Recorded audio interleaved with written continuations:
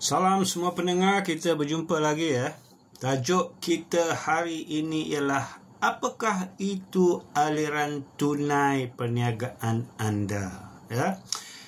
Baik, saya sudah terangkan 5 faktor utama yang menyebabkan kegagalan usahawan dalam mengurus keuangan perniagaan mereka. Faktor pertama atau the number one killer lah saya katakan ialah lemah dalam menguruskan aliran tunai perniagaan. Itu yang number one, the main factor.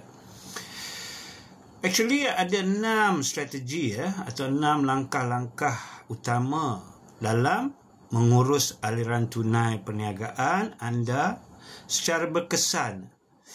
Namun demikian, sebelum saya terangkan ke-6 strategi ini di posting saya akan datang, izinkan saya untuk hari ini memberi penerangan sedikit tentang apakah itu yang dimaksudkan dengan aliran tunai atau definisi aliran tunai.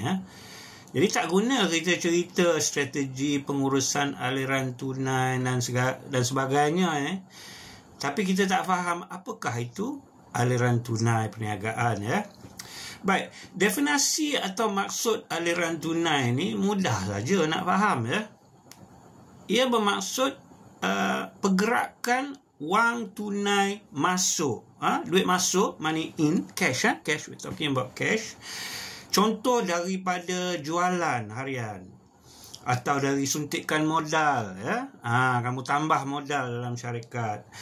Atau pinjaman, duit masuk dari pinjaman bank, atau pinjam dari kawan, pinjam dari saudara mara, itu adalah duit masuk Dan wang tunai keluar, pergerakan wang tunai masuk dan wang tunai keluar. Contoh wang tunai keluar ni kalau kita beli barang, barang perniagaan, kita berbelanja untuk kita punya marketing kan atau juga kita ambil duit syarikat. Bolehkah kita nak ambil duit syarikat? Itu nanti kita terangkan kemudian. Dan juga mungkin duit yang kita nak guna untuk bayar cukai. Ini duit wang keluar. Pergerakan antara wang tunai masuk dan wang tunai keluar daripada akaun perniagaan anda Dalam suatu tempoh, mungkin tempoh 3 bulan, 6 bulan, setahun, kita tengok macam mana pergerakan tu dalam sesuatu tempoh. Aliran tunai ni pula, dia boleh jadi aliran tunai yang positif. Apa aliran tunai positif? Maksudnya aliran tunai duit masuk melebihi aliran tunai duit keluar. Jadinya duit masuk untuk perniagaan itu melebihi duit yang kita guna untuk berbelanja. Jadi ini menunjukkan kesihatan kewangan yang agak baik. Kalau setiap bulan kita tengok wang tunai kita positif, ini adalah satu kesihatan kewangan yang baik. Kenapa? Mencukupi untuk menampung perbelanjaan operasi dan juga melabur sekiranya terdapat peluang pertumbuhan untuk perniagaan anda. Sebaliknya, aliran tunai ini bermaksud wang keluar melebihi wang masuk. Ini agak biasa pada saya untuk peniaga-peniaga yang baru bermula atau dipanggil startup companies.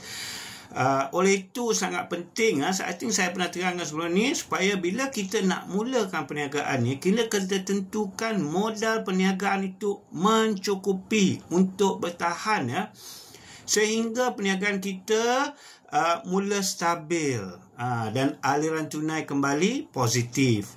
Ingat jangan kita underestimate keperluan modal permulaan perniagaan kita. Biar terlebih, jangan kurang. Kalau tak, memang tak boleh bertahan.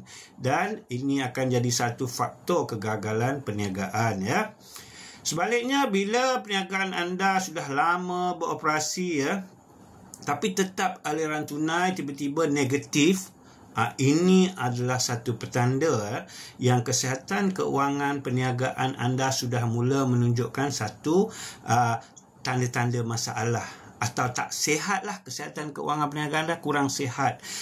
Perhatian serius perlu diberi untuk menilai dan mencari jalan macam mana nak mengatasi masalah atau trend aliran tunai negatif perniagaan Jadi aliran tunai perniagaan ni pula boleh dikategorikan kepada tiga, iaitu pertama, aliran tunai dari operasi perniagaan.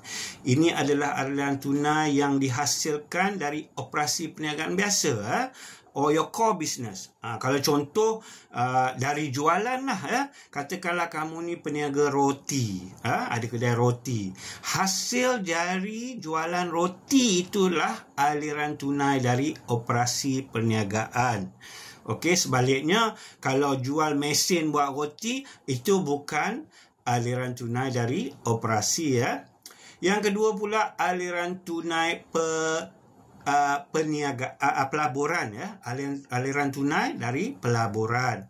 Ini pula wang tunai yang digunakan untuk melabur dalam pembelian aset-aset perniagaan. Contoh, kalau peniaga roti itu dia beli mesin bancuh bahan roti contoh. Itu adalah contoh aliran tunai keluar untuk pelaburan perniagaan. Apakah itu aset perniagaan? Nantikan posting saya di masa akan datang. Saya akan terangkan apakah itu aset dan liability. Dan yang ketiga dan terakhir adalah aliran tunai dari pembiayaan. Ini pula kategori wang tunai dari aktiviti pembiayaan. Contohnya wang tunai yang diterima daripada pinjaman bank untuk membeli rumah kedai, contoh, untuk dijadikan tapak perniagaan nak buat kedai roti. Ini adalah aliran tunai masuk dari aktiviti pembiayaan. Jadi ada tiga ni, jangan lupa kategori. Baik, sampai di sini sahaja perkongsian saya hari ini. InsyaAllah esok kita berjumpa lagi, ya. Saya akan terangkan apakah itu definisi pengurusan aliran tunai. Lain pula, nantikan posting saya seterusnya. Diharap para pendengar memberi support supaya channel saya ini dapat memberi manfaat kepada kita semua. Sekian, terima kasih. Jumpa lagi.